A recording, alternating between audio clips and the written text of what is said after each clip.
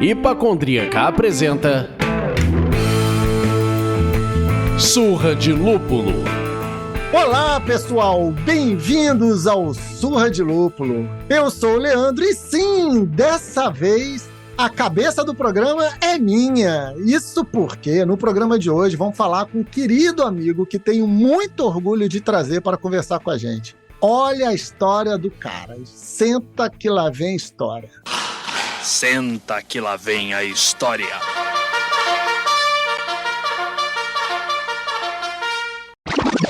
João Daniel de Almeida é formado em História, mestre em Relações Internacionais, foi coordenador de graduação e pós de RI da Cândido Mendes, professor da PUC e da FGV. Também foi professor do Pedro II, comunista, e fundador do curso Clio, curso de preparação de admissão à carreira diplomática que ajudou na aprovação de praticamente todos os diplomatas desse país desde, se eu não me engano, começou a aprovar 100% em 2006, mais ou menos isso, não foi, Daniel? Por aí. Por ali, né? Além disso, ele é autor do Manual do Candidato de História do Brasil e atualmente faz parte do corpo docente do Instituto de Relações Internacionais da PUC-Rio. Ou seja, eu ponho minhas fichas que João é um cara que, se for solto em qualquer lugar no mundo, tem um pouso. Se ele cair de paraquedas em qualquer lugar do mundo, ele vai ter um lugar para dormir. Pelo menos isso. Em cima deste papo aqui, que a gente vai falar sobre cerveja na história da humanidade. Mas, antes de começar essa conversa, a gente tem o prazer de informar que este programa é oferecido pelos nossos mecenas empresariais. Cerveja da Casa, Iris Pay, Cervejaria Ussá, Passaporte Cervejeiro, Prússia Beer, Viveiro Vandenberg e The Beer Agency. Agora sim, Daniel, dá um alô pra galera conhecer a sua voz. Leandrinho, querido, muito legal. Fiquei muito contente com o convite. Espero estar à altura. Espero, sinceramente, que os ouvintes ouçam esse podcast bêbados, que assim não vão dar conta dos erros que eu cometi. Bom dia, boa tarde, boa noite! Eu sou Ludmilla e vocês já sabem que eu sou mais conhecida como hipacondríaca. Bom, nós costumamos a tomar uma cervejinha nesse papo, então eu queria saber, João, o que você tá bebendo por aí? Eu tô tomando o que tinha na minha geladeira, que era uma Teresópolis Gold. É o que eu tô tomando aqui. Boa, do dia a dia. Agora, se os patrocinadores quiserem me oferecer aí suas cervejas e tal, eu vou provar todas elas. Vambora. E você, apresentador, dono da cabeça do programa de hoje, tá bebendo o quê? Eu vou beber, e aí eu quero até uma ajuda sua. Eu acho que é a primeira vez que eu vou beber uma Hefeweizen. O que é uma Hefeweizen? É uma meia de trigo, é isso? Meio de trigo, assim, mais ou menos? Caraca, agora tu me pegou, hein? Agora tu me pegou, Marquinhos. Da Opa Beer, lá de Joinville, que mandou pra gente. Hoje eu vou nela. E você, hipacondríaca? O que você vai beber? Bom, eu tô totalmente trabalhada em maldades. Eu tô com uma Duvel. Ah, demônia! Uau! Demônia, totalmente demônia.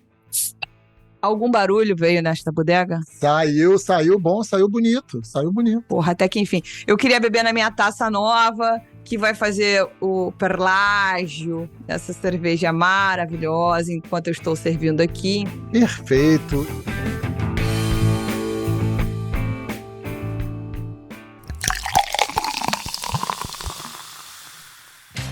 E você aí que está nos ouvindo, apoie o Surra de Lúpulo por meio do site apoia.se/Surra de Lúpulo ou comprando uma camiseta na nossa loja.surradelúpulo.com.br. Seu apoio ajuda a mantermos o projeto de pé e a casa arrumadinha. Isso aí. Ah, mas não pode ajudar com dinheiro agora. Outro jeito de ajudar é seguindo a gente na sua plataforma de streaming preferida e dando 5 estrelinhas no Spotify, no Apple Podcast ou onde mais você quiser. Isso ajuda muito na distribuição dos episódios. Perfeito.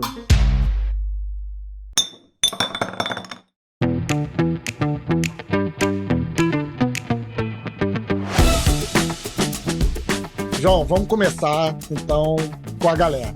Vamos lá.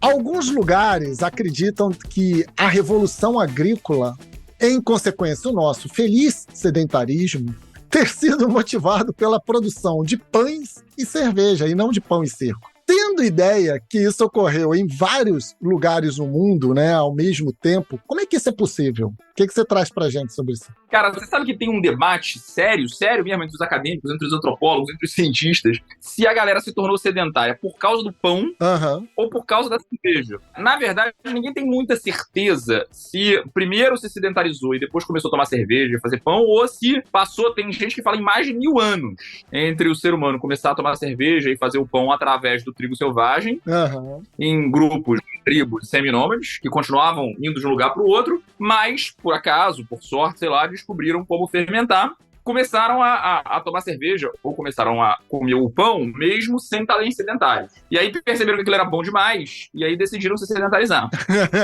E aí tem uma corrente majoritária que acha que foi o pão. Não tem como. A gente não tem como viver sem pão, então se tiver que ficar parado pra comer pão, a gente topa fazer o sacrifício de deixar de ser nômade, porque ficar parado tem várias consequências, né? Várias consequências. Eu, aos 46 anos de idade, sei muito bem que ficar parado tem consequências. Já começa a doer tudo, né? Você já não sente dor nas costas, dor na coluna e tal. Pegava enchente, pegava doença. Quem tá andando de um lugar pro outro tem menos doença, é mais saudável, né? Tem uma dieta muito mais diversificada, não pega doenças de animais, não tem epidemia, pandemia, nada disso. Não pega fogo na cidade, não é atacado por outras tribos, você vai embora do lugar. Mas aí o ser humano decidiu em algum momento que ia ficar parado. Ia ficar parado por quê? A maior parte dos historiadores considera que é por causa do pão, não é? Bom, vamos para fazer o pão. E aí, o mais famoso desses grupos aí, dessas correntes aí, é o Yuri Val Harari, que escreveu Sapiens, né?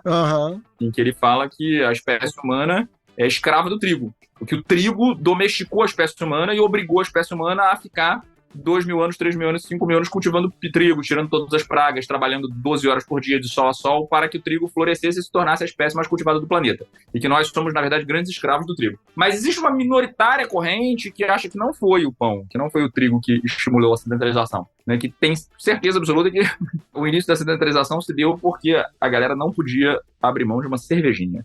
A maior parte dos grupos que acham que é o pão é por causa da maior facilidade, né? Pão é trigo mais calor. Cerveja precisa maltar, precisa de um certo mais de trabalho. Então, na cronologia da complexidade, fazer cerveja é um pouco mais difícil do que fazer pão. Mas, apesar disso, não existem evidências históricas claras de que foi uma coisa ou outra. E por isso o debate existe. O que existe são conhecimentos arqueológicos de cerveja fossilizada, de cerveja nas cavernas, mais ou menos na mesma época do pão.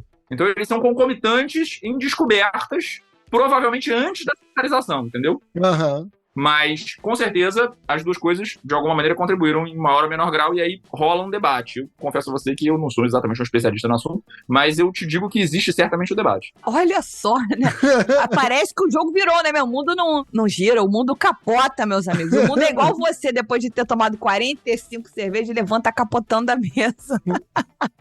Você imagina o quanto é importante para vocês que estão fazendo um podcast sobre cerveja, né, com todos esses patrocinadores, que vocês estão celebrando a aurora da humanidade, a razão pela qual nós estamos aqui, em cidade. Da civilização. A civilização humana nasceu da cerveja. É bonito, né? Eu prefiro essa versão. Se tivesse que escolher uma das duas, eu não sei qual é a verdade, mas se tivesse que escolher uma das duas, essa narrativa pra mim é mais legal. Você induzia a tua pesquisa pra chegar na cerveja primeiro, né? Vou fazer um pós-doc, mas eu vou induzir pra cair em cerveja. Cara, não existe ciência neutra, né? Não existe esse negócio de ciência neutra, é uma vergonha. Eu tenho a impressão de que décadas, séculos, milênios aí de um certo moralismo, né, devem ter levado ao pão. O pão tem cerimônias religiosas, elementos religiosos, e também o fato de que é mais fácil fazer pão do que fazer cerveja. Ou, né, pelo menos assim se parece. Por isso que essa corrente é majoritária. Mas isso não é uma coisa pacificada, não. Ninguém tem certeza. Eu chutaria também, se fosse para chutar, aqui do Instituto Data Meu Cu, eu chutaria a cerveja também, não só por gostar mais de cerveja do que eu gosto de pão, e é uma disputa difícil, eu gosto muito de pão. Ó, pão é bom pra cacete também. Eu sou um fanático por pão, mas eu chutaria mais a cerveja, porque a cerveja tem uma parada que hoje a gente tem um questionamento, que é sobre os efeitos do álcool. Hoje a gente questiona isso. Mas lá nos antanhos, pelo contrário, era um presente de Deus. Esse relaxamento, essa cabeça leve. Cor de ouro. Essa leve embriaguez, não sei o quê. Isso é um presente divino. Isso, não tinha ciência para a pessoa falar, oh, não, é efeito do álcool. Não, peraí, eu bebo isso aqui, eu chego mais perto das nuvens. Oh, pra que eu vou ficar viajando? Eu vou ficar aqui vira o templo sagrado, o templo da cerveja. A gente pode fazer um meio termo também, né? A gente pode fazer uma conciliação, porque nos primórdios, tanto os sumérios quanto os fenícios são conhecidos também por fazerem pães de cevada. Então você fazia cerveja primeiro e depois transformava isso num pãozinho. Então pode ser que chegamos ao meio termo, né? Não precisa necessariamente ser o pão ou a cerveja, pode ser, inclusive, uma mistura de ambas. Pode ter chegado junto. É, uma harmonização. Cerveja é gastronomia. Caralho, muito bom. O que eu ia comentar é que em outros papos que a gente falou sobre história e cerveja com o nosso querido Sérgio Barra, Profano Graal, que já esteve aqui com a gente em 3 ou 4 programas, a gente comentou, inclusive, sobre a cerveja ser uma das formas de pagamento. É verdade. Se não me engano, pelo trabalho, na época, inclusive, da construção das pirâmides, entendeu? Então, tipo... É verdade.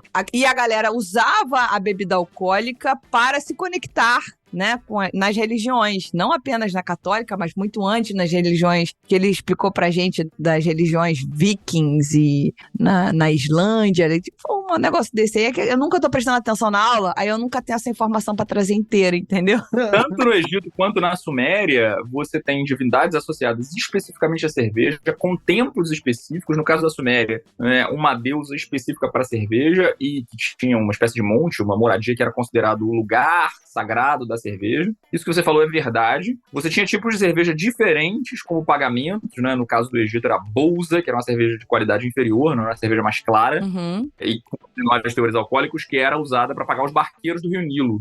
E aí os barqueiros do Rio Nilo bebiam essa cerveja chamada bolsa, né? Que ainda hoje é fabricada no Sudão e no Egito. Ela não deixou de ser fabricada, continua existindo. 6 mil anos depois, a bolsa, que é a cerveja egípcia, em larga escala, continuava sendo usada e era usada como pagamento. E na Suméria também era usada como pagamento. Aliás, na Suméria, você tem referência às cervejas tanto na Estela de Hammurabi quanto no Código de Hammurabi, que é considerada a legislação jurídica mais antiga da história da humanidade. Então temos aí uma interseção entre o direito e a história. Pode chamar algum advogado, um juiz aí pro próximo episódio, pro próximo capítulo, para desenvolver melhor esse assunto, né? Cerveja e direito. E o Código de Hammurabi tem uma referência com punições gravíssimas para os cervejeiros que adulterassem a qualidade da sua cerveja. Haviam regras muito claras para fazer a cerveja, e se você fosse um canalha, um safado, né, se você quisesse fazer uma cerveja fake, estava enquadrado lá no artigo 171 do Código de Hammurabi, que não era 171, eu não sei qual era, porque eu não sei falar essa porra, os números lá do Código, mas com certeza haviam previsões legais de que a cerveja tinha que ser feita dentro de padrões de qualidade, em metro, né, do sumérios.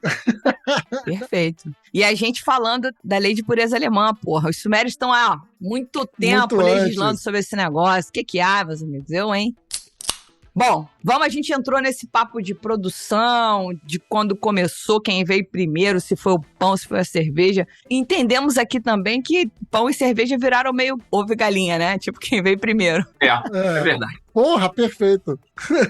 Hoje, a produção e o consumo de cerveja está muito associado à figura do homem. Mas nós, mulheres, tivemos um papel gigantesco na produção da cerveja. As primeiras cervejeiras teriam sido mulheres na Suméria, e que a cerveja não foi criada, foi descoberta, assim, a gente fica propagandeando por aí, né? E as mulheres também produziam cerveja na Inglaterra, né? Antes mesmo elas terem esse nome. Por que você acha que mudou? Por que você acha que fez essa guinada de 270 graus pra virar pra macharada? Pô, sensacional essa pergunta, sensacional, Lud, muito obrigado. Essa pergunta aí é muito legal, porque ela se enquadra perfeitamente numa lógica de história de gênero, né?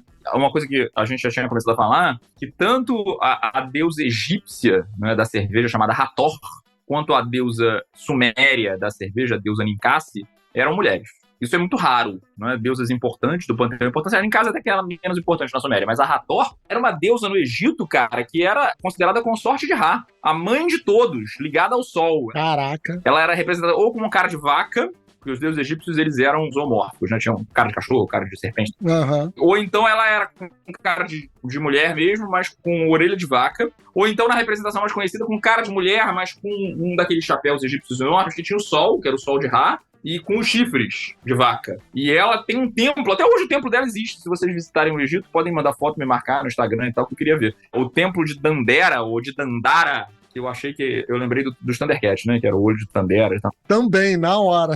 Dei minha visão além do alcance.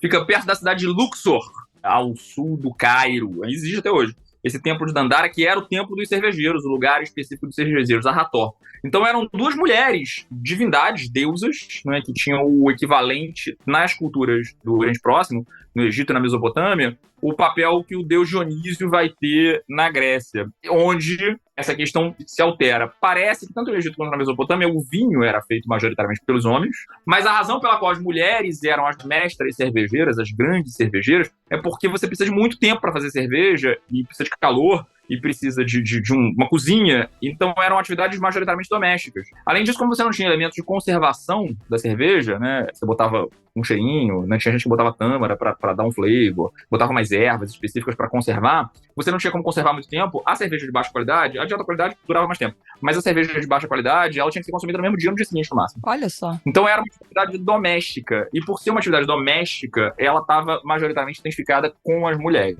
Na medida que a qualidade e do ponto de vista técnico vai melhorando e você começa a ter a atividade de cervejaria se tornando regulamentada, inclusive, entre os sumérios, etc., você começa a transformar a cerveja num negócio.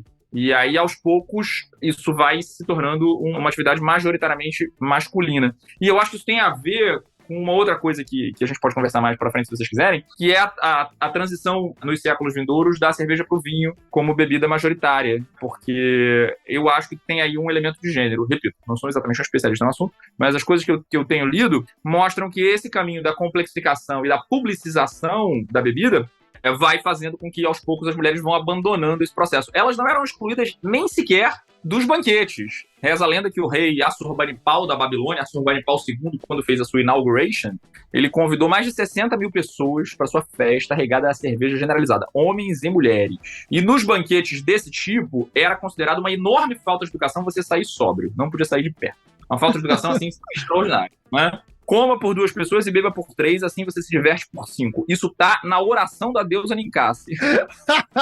Coma por 2 pessoas e beba por 3, assim você se diverte por 5. Então você tinha que ir pro banquete e terminar bêbado, muito bêbado, porque senão isso era considerado uma falta de educação. Isso valia para homens e para mulheres. A Assurbanipal usou mais de 10 mil ânforas de cerveja na sua inauguration e não havia exclusão entre homens e mulheres.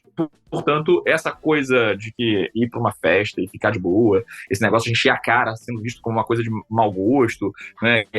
Passou vergonha. Não tinha nada disso. Passar vergonha era não encher a cara. Se você saísse sóbrio, significa que você não gostou da festa e isso era uma ofensa ao seu anfitrião. Mas olha só, eu quero fazer um gancho. Na verdade, eu quero desenvolver mais o papo sobre a deusa Ninkasi e a Hathor. Vou aproveitar, vou querer falar das duas deusas. Mas, antes, só para compreender, quando, então, a cerveja virou um negócio, o homem se apropriou dessa habilidade feminina, falou que foi dele e fez dinheiro com isso. É o primeiro mansplaining da história. Mentira, nem mansplaining, né? Mansbeering da história, sei lá. Mansvacilo, que é muito comum. A cerveja, ela era muito generalizada e ela era considerada uma bebida recorrente, né? Os assírios eram absolutamente fanáticos pela cerveja. Há muitas referências em relação à cerveja para os fenícios, que é provavelmente a civilização que desenvolveu e disseminou o uso da cerveja, né? Vocês sabem que os fenícios eram uma espécie de shopping center itinerante da antiguidade, né? Os fenícios eram um ponto comercial. Os fenícios viveram na região onde hoje é o Líbano. Uhum. Então, as cidades que você tem ali no Líbano, né, eram cidades, na antiguidade, cidades fenícias. Né, e a palavra fenícia do grego significa vermelho ou avermelhado, porque os fenícios desenvolveram pela primeira vez a técnica de tingir roupas de cor vermelha, que era caríssima. Eles usavam um molusco do fundo do mar chamado múrice, que fedia horrores e que conseguiu a proeza de ser extinto já na antiguidade. O ser humano conseguiu extinguir todo o múrice do mar Mediterrâneo, já na antiguidade, só para pintar roupa de vermelho, né? Só por causa da moda. E aí, os lugares de tingir roupa ficavam distantes, no alto das montanhas, porque o fedor era tão insuportável para conseguir fazer. Tanto é que depois, pra gente, isso pros brasileiros é fundamental, porque como o múrice estava extinto, o vermelho continuou sendo uma cor muito rara, né, e o vermelho continuou sendo considerado a cor da realeza, né? E aí o pau-brasil. O pau-brasil, exatamente. O pau-brasil vai ser uma espécie de alternativa ou substituição para a indústria da moda, né, usar o vermelho. Por que é a púrpura cardinalícia, né? Por que os reis usam vermelho? Por que os mantos vermelhos são considerados mais ricos e tal? Porque o vermelho, durante muitos séculos, era a cor mais difícil de fazer. O escarlate era uma coisa muito cara. E os fenícios conseguiam, tinham o domínio dessa tecnologia e faziam comércio de tecidos vermelhos, mas também faziam comércio de cobre, de ouro, faziam comércio de metais preciosos, de lápis lazuli e faziam comércio de cerveja, majoritariamente de cerveja. Se tornaram uma civilização tributária dos assírios. Quando os assírios começaram a conquistar tudo, obrigaram os fenícios a pagarem tributos. E havia uma relação entre os fenícios e os assírios, e é muito provável que os fenícios tenham traficado, vendido cerveja para o mar Mediterrâneo inteiro. Você tem presença fenícia na Tunísia, onde hoje é Tunis, na época a cidade de Cartago, que foi destruída pelos romanos, presença fenícia no sul da Itália, na Grécia inteira, presença fenícia em Gibraltar, que eles chamavam na época de os Portões de Hércules, e segundo o filme do Roberto Carlos dos anos 60, os fenícios chegaram na Pedra da Gávea também, mas aí a gente não tem que ter certeza. Se alguém tiver curiosidade, for mais velho e tal, pode assistir o Roberto Carlos e o Diamante Cor-de-Rosa, né? Ele começa fazendo um show no Japão, e aí depois descobre que o Diamante Cor-de-Rosa foi roubado e escondido na Pedra da Gávea, que teria sido colonizado pelos fenícios. E aí o Roberto Carlos fazendo show. Então, os fenícios podem ter chegado em vários lugares do mundo. E levavam a cerveja com eles. Por que eu digo isso? Porque existia uma ânfora fenícia que tinha filtro. Olha que coisa impressionante. Os arqueólogos acharam essa parada. Isso, que maneiro. E aí eles, filtro por quê? Né? Provavelmente para levar cerveja. Então esse processo aí que você está falando de que a cerveja ganhou o mundo, né? Quem é que foi aí o agenciador, né? Os grandes empresários da cerveja no Mediterrâneo? Foram os fenícios. E aí, claro, essas viagens, esse comércio, essa negociação, né? Ela é majoritariamente masculina. E aí, aos poucos, o processo foi saindo do controle das mulheres e passando para o controle dos homens, mas isso tudo são hipóteses. A gente não tem certeza porque são 7 mil, 8, 5 mil anos atrás. Uma coisa interessante, né, que vale a pena lembrar, é que os fenícios foram os caras que inventaram também o alfabeto. Porque antes, tanto no Egito quanto na Mesopotâmia, na escrita cuneiforme e na escrita hieroglífica, você tem uma coisa parecida com os ideogramas japoneses ou chineses. Cada ideia é um símbolo. Os fenícios foram os primeiros malucos a pensarem assim, não, por que a gente não faz uma parada mais simples para se comunicar? Vamos identificar os fonemas. Os símbolos, eles não refletem automaticamente uma ideia. Não é um símbolo para árvore, um símbolo para coração, um símbolo para mãe, um símbolo para vaca, um símbolo para navio. Não. É um símbolo para F, um símbolo para E, um símbolo para I, um símbolo para J, porque a gente pode misturar os fonemas e refletir na linguagem escrita a linguagem falada, que é todo o alfabeto ocidental. A gente poderia, já extrapolando um pouco, porque eu já tomei vários goles dessa cerveja aqui, dizer que se a civilização surgiu por causa da cerveja, também o alfabeto e a escrita fonética também veio por causa da cerveja. Certamente, para poder anotar a receita. Tem uma ligação aí com a cerveja. Ué, para anotar a receita, gente. Vai ter que decorar a receita. Como é que você passa essa informação adiante? Perfeito ainda. Ainda tem isso, né? Replicar a cerveja.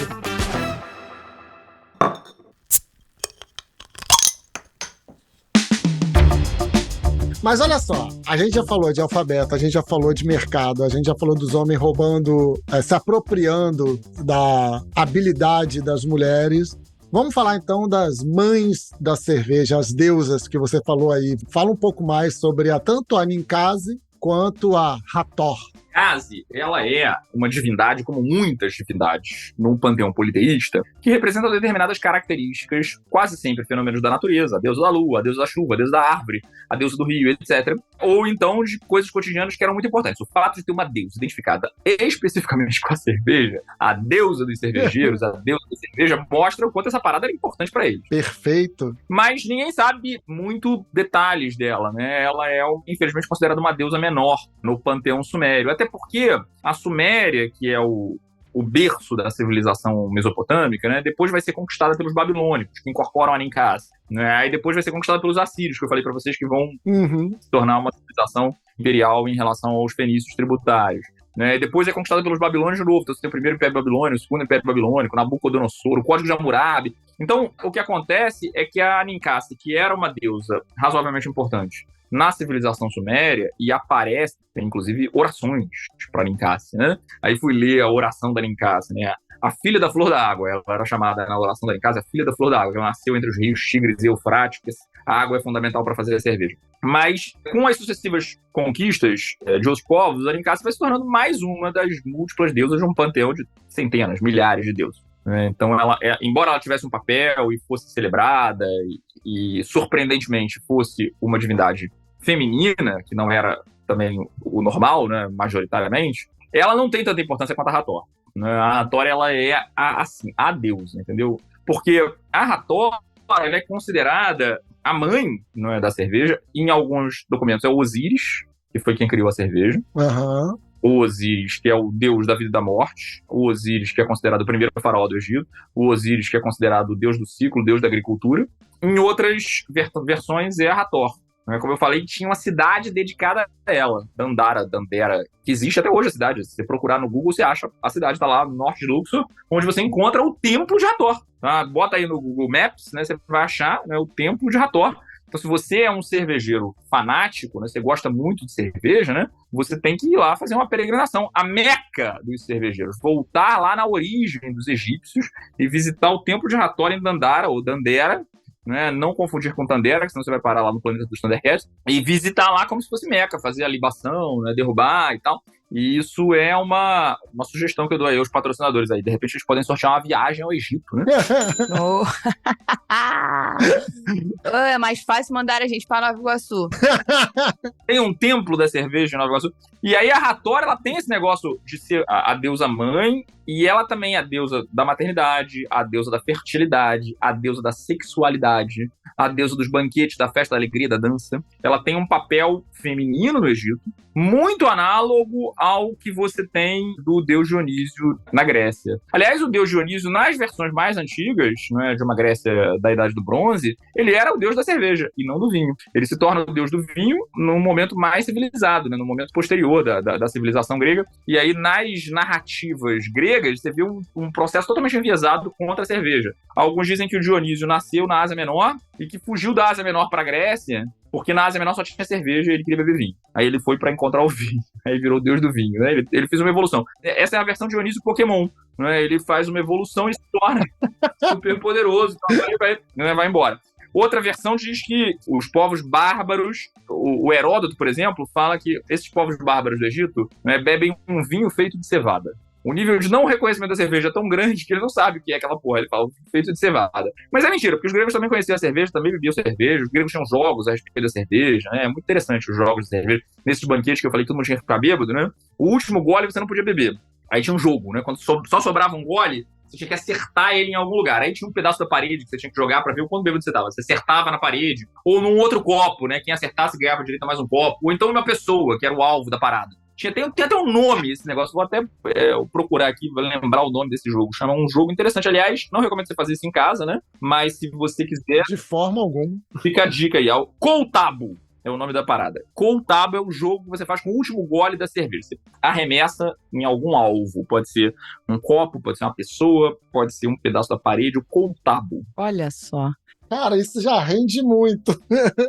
Porra, mas não faz em casa não, que você chuta o balde, você tem que catar. Adulto, você que chuta o seu balde, você tem que catar depois, entendeu? Por isso que eu nunca quebrei um copo na parede, porque se eu quebrar, quem vai ter que catar esse copo sou eu. Lembrar que na época tinham escravos. Exatamente. Não queremos voltar a essa época, então não. Quem vai ter que catar esse baldinho é tu. Então vamos ficar longe disso aí. Agora, foi interessante falar, o Leandro fez a pergunta sobre a apropriação da profissão de cervejeiro pelo homem. Aí você falou bastante sobre essa época dos egípcios, dos sumérios e etc. Mas aí a gente volta, porque é um tempo lá atrás mesmo. Tem cervejaria comemorando 10 anos, gente. Vamos falar dessa cerveja que está sendo produzida lá desde, 5 mil anos atrás. Para de comemorar 10 anos. Mas enfim, voltando para o assunto aqui. Na Inglaterra, como a gente falou aqui, também por conta do trabalho doméstico, da mesma maneira que começou-se lá atrás, na Inglaterra também, a mulher que ficava em casa produzindo, acabava produzindo a cerveja que era consumida pela família e a sobra disso era vendida, né? Só depois é que isso também foi tomado pelos homens. Imagino que a gente não tenha nenhuma informação como é que os homens tomaram das mulheres isso na Inglaterra. O termo aí na manga. Se não tiver, tudo bem também. Eu acho que tem o seguinte, na Idade Média, tem uma coisa que facilita muito, que é o fato de que você tem um grande grupo de pessoas do sexo masculino, embora também do sexo feminino, mas muitos do sexo masculino que estavam dentro de estruturas domésticas, especificamente clusterizadas, que eram os monges, né? Uhum. Então, a origem de uma estrutura de cervejaria do período medieval, muitas dessas cervejas que são desde 1100 e tantos, 1200 e tantos, 1300 e tantos, 700 anos de cerveja, eram cervejas de monastérios. Se não me engano, a dúvida, olha aí no rótulo da tua cerveja dúvida que você tá tomando aí, de que ano é? 1100 e pouco, né? 1200 e pouco. 1871. 871 é novinha demais. Pois é um bebê. É novinha. Bebê.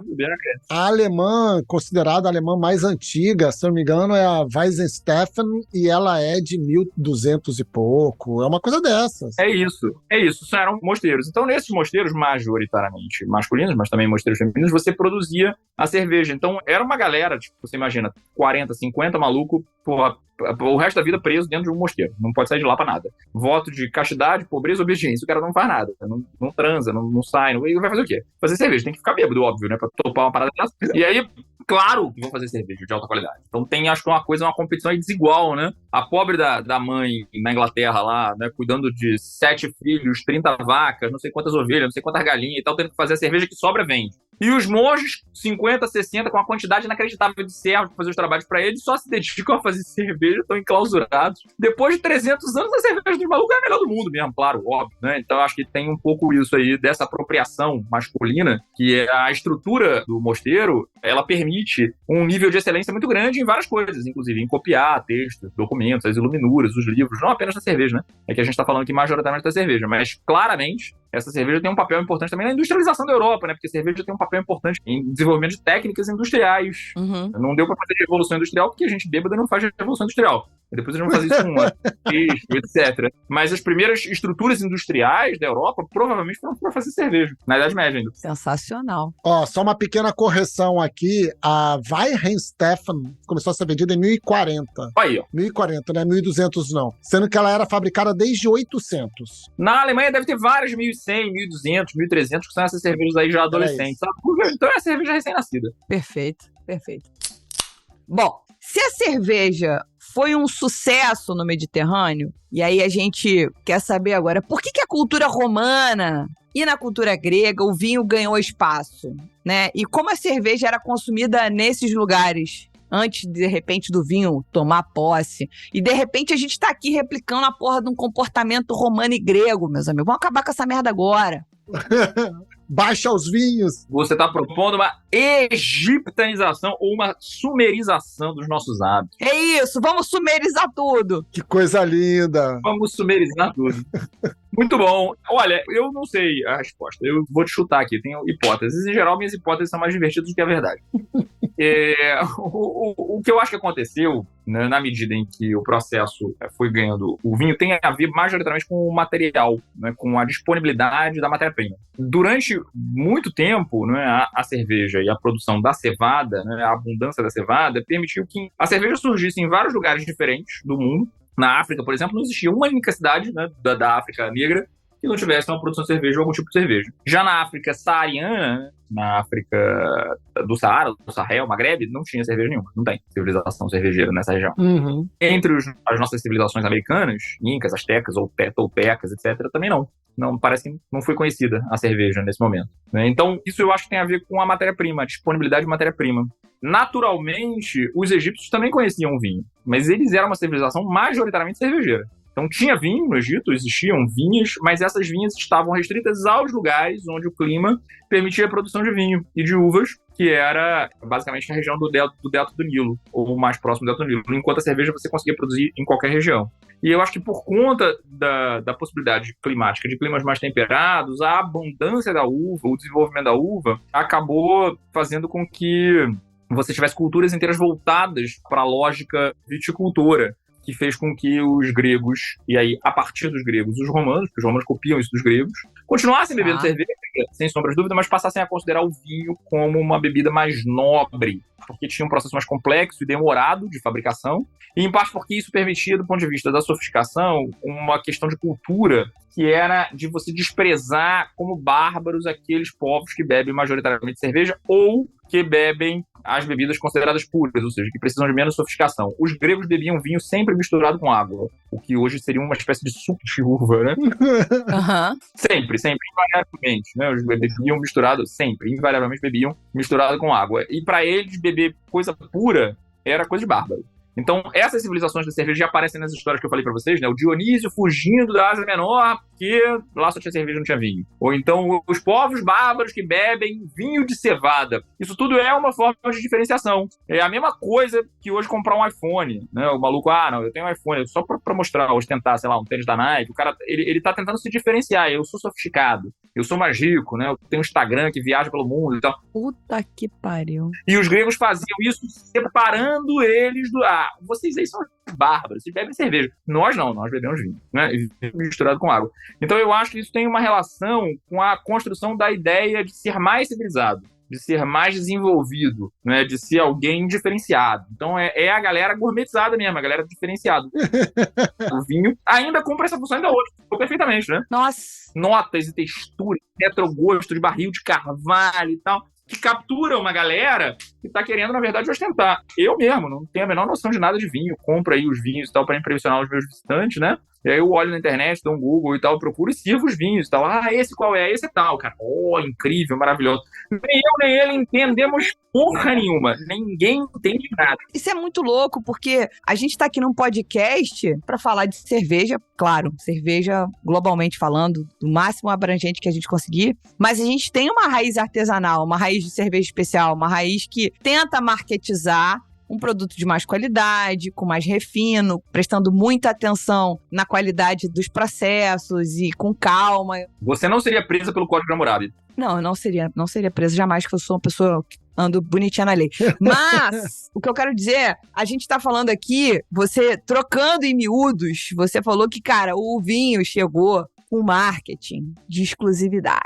Você vai querer beber coisa pura, tu tem que beber mistura. Quando, na verdade, hoje mistura é ruim. Tu pega tudo que tá na tua geladeira e faz uma mistura, é tido como uma coisa ruim. Pô, gostei do slogan, hein? Você tem que beber coisa pura, tu vai beber mistura. Você é boa de marketing, cara. Os gregos gostariam de ser aí, fazer um marqueteiro aí do... Pois é, rapaz. Meu pai não deixou fazer marketing. Eu estaria rica nesse momento. Talvez não fazendo esse podcast. Estaria milionário. Milionário, ainda mais que os gregos ia ser Onassis. Eu fico impressionada com isso. Desculpa, Leandro. Por favor, complete, que eu tô arrasada com essa história do vinho, porque o vinho segue fazendo isso. Sim. E a cerveja artesanal, que teoricamente está fazendo isso, não está fazendo isso aparentemente bem. Não tá. E assim, o João fazia com vinho, porque a partir de agora a gente vai marcar uma cerveja com o João e ele vai fazer uma degustação com a gente, sacou? Aí ele vai começar a fazer isso quando receber visita lá pra jogar War, pra jogar não sei o quê, ele vai pegar, vamos beber hoje, não vai ser vinho não, hoje vai ser cerveja. Aí vai ter gente torcendo o bico, vai ter gente falando, não gosto de cerveja. Cerveja? Servindo cerveja? Já foi melhor essa casa aqui e tal.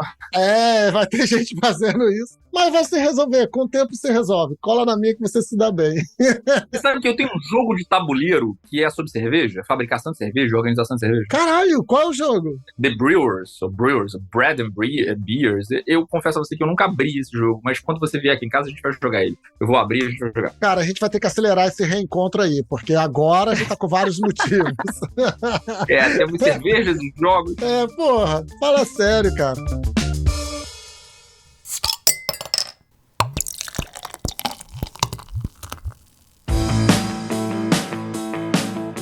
Já que a gente entrou aí, pra gente começar a caminhar pro final, esse papo final, pra quem não for mecenas. Porque você já sabe, se você é mecenas, você pega a continuação dessa conversa maravilhosa, você não morre na praia. Mas já que a praia tá lá, olhando pra você, e você não vai conseguir chegar até lá, se você não virar mecenas, a gente vai fazer a última pergunta. E aí, meu amigo, a gente já tá falando pra caramba aqui de Roma, Grécia, e o João trouxe a questão dos bárbaros, que na verdade não eram bárbaros, eram os germanos, né? Bárbaros era o nome feito por causa daquela pronúncia do barbar, né? Que eles não entendiam o que falavam e achavam que eles falavam barbar, e aí virou bárbaro. Acho que foram os gregos que fizeram isso? Acho que sim, né? Fiquei na dúvida agora. Como é que eles consumiam cerveja se é tipo a gente no boteco? Sem a frescurinha. Cara, a cerveja é um negócio muito sério, cara. Para esses povos que eram considerados bárbaros. Os bárbaros eram aqueles que não falavam grego para os gregos, né? E aqueles que não falavam latim para os romanos. Então, bárbaro é todo aquele que não está dentro da minha cultura, da minha civilização, por exclusão a tudo aquele que não sou eu. Tá? Para esses povos, a cerveja era uma coisa muito, muito, muito séria.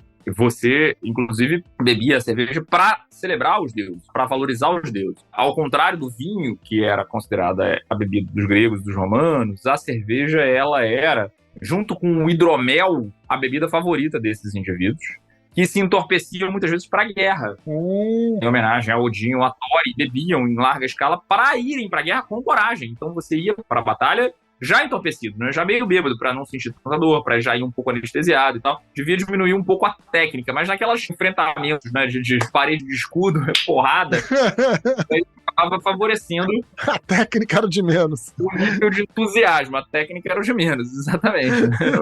Não era o tai chi que você fazia na praia.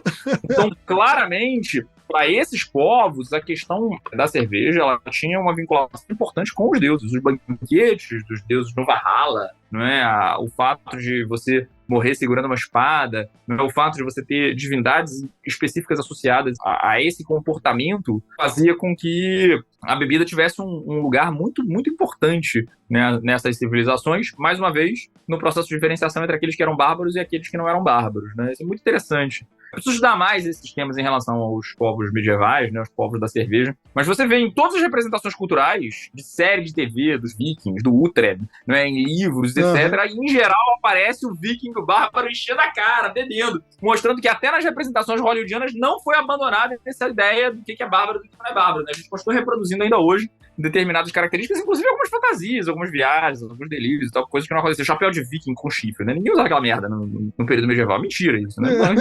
Não era prático aquela porra.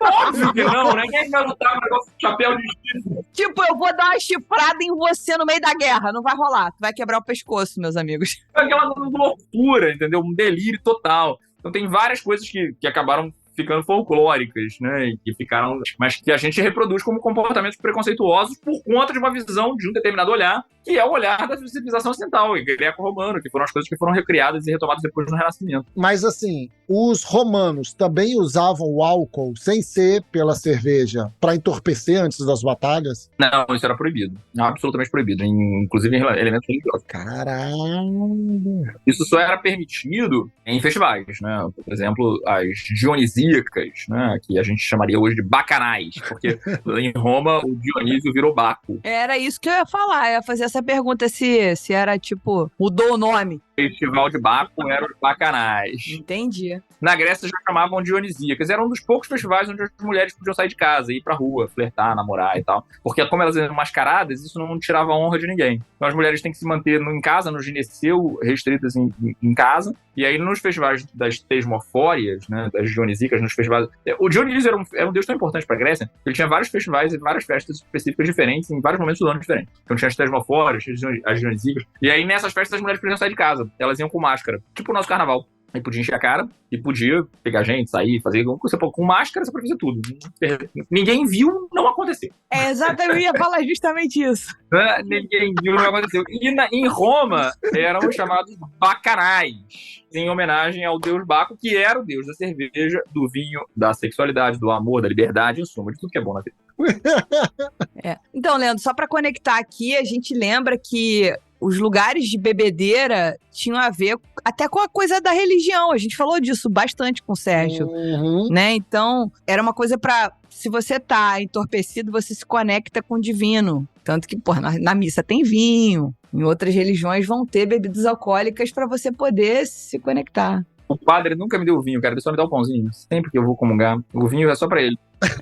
No máximo, dá uma molhadinha. Exatamente. Dá uma molhadinha, muito light. E se bobear, vai ser galhoto, vai ser aquele vinho doce. Vai ser aguado, misturado com água, igual os bons gregos. É uma coisa muito civilizada demais. Você sabe que os romanos tinham um negócio que eles chamavam de vomitório. Eu sei disso. É uma parada que você tinha em qualquer casa. Você tinha que ir pra lá porque você comia 1, 2, 3 vezes, enfiava o dedo na goela e aí comia mais e mais e mais várias vezes, né? E aí o vomitório, obviamente, também servia para essas grandes quantidades de álcool ingeridas. Que tinham também, claro, muitas vezes uma função religiosa. Você tinha que estar entorpecido para entrar em contato com os deuses. Mas no caso de Roma, isso era mais raro, né? Exceção desse deus, o deus Dionísio, que era o deus da putaria. Mas em momentos muito específicos das festas, dos festivais. Que seria o equivalente ao nosso carnaval, né? O momento da transgressão, né? O momento em que você pode beber sem beber, cara. Entendi. Sim, me lembra Chico Buarque, Noite dos Mascarados, né? Muito bom, né? Quem é você? Tava quarentena, tô de máscara, meu amigo, pode tudo.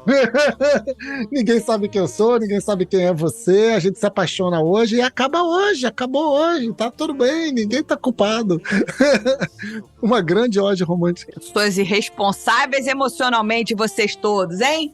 Pessoas muito irresponsáveis. Poeta e cantor. O meu tempo inteiro só sumo do amor.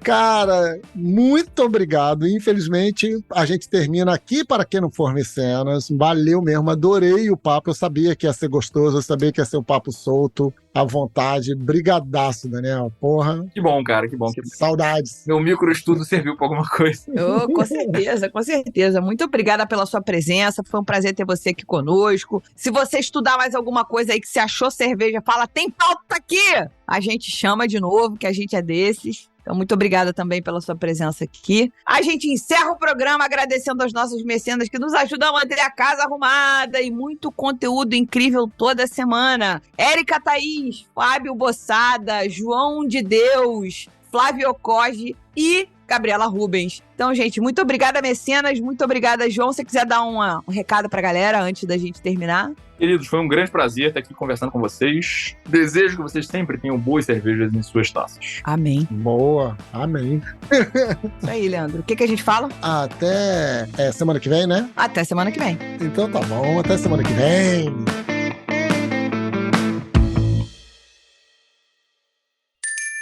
Beba menos, beba melhor. Beba com moderação.